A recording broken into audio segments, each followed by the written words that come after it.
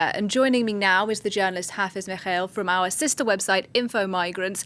Hafiz, thanks for coming in. You're from Afghanistan, and obviously over the past year, you've been speaking to people often. What can you tell us about what life is like now for Afghans since the Taliban took over? Thank you for having me in this important day. I think 1 year, it was the year of suffering for the Afghan people. It was the year of sadness, poverty. It was so 15 of August. It's a dark day for the Afghan people. So the Taliban impose restriction on women's rights. So the girls from 6 to 10th grade, they have no access to education. 60% of the journalists, they lost their jobs. So the Taliban restricts the freedom of speech, the media, and also economy collapse in the past year. So half of the population have no security, food security in Afghanistan.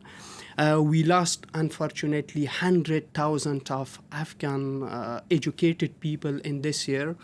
And also, so Daesh is still a challenge for Afghanistan. Recently, before coming there, I learned that there was attack in Kabul. So still, Daesh is a challenge. The people are suffering. So that's why the people of Afghanistan celebrate 15 of August as a black day in the history of Afghanistan. And millions of Afghans have fled the country, haven't they? Paint a broad picture for us. What's it like for Afghans who have managed to leave? Since the takeover of the Taliban, unfortunately, we lost an educated generation. We lost more than 600,000 of Afghans who were trained in the past year. The country need these people, but unfortunately, only in August, more than 200,000 of people evacuated by United States and other countries from Kabul.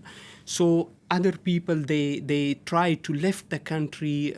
They fled the neighboring country to Pakistan, Iran, and then Turkey illegally because they have no way. Still 100,000 of people stuck in the country, and they have no way to leave the country. So the situation for these Afghan migrants, refugees, they are in very bad situation. They are torturing, harassing by some countries.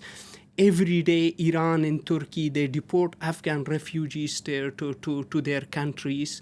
Turkey, the Afghan people, now they cannot go outside. Police arrest them, put them in detention center, and they send them back to Afghanistan. The situation for them, it's very bad. In Iran, also deporting, including the women and children. Every day, Iran deporting the Afghan refugees. In the Pakistan, the people, they are stuck there, and they try to leave the country to come to Europe and other countries. So internally displaced people is another challenge for the people, for the country. So more than 500,000 people displaced internally by the war and conflict in Afghanistan. And what about some of the few thousand Afghans who've managed to make it here to France? What's that like? In France, in August 2021, around 3,000 Afghans have been evacuated by the French army. And they arrived here in France. At Info Migrants, we are following the situation of these Afghans here. We talked with some Afghan people.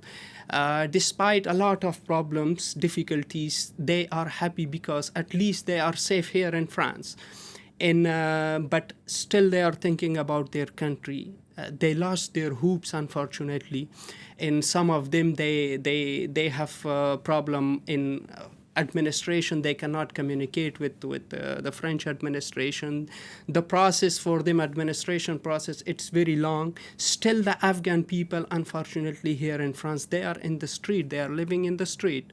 So nothing has changed for the Afghan people, the policy of the government here, the French government. So we have a lot of cases of deportation. French government, they deport them to some other country like Autriche, like Italy, like other country. So they have a lot of problem here in France, unfortunately. And I hope the government, the French government, should treat them well, because they cannot return back to Afghanistan. The situation there is very, very bad. Under the Taliban, they cannot live.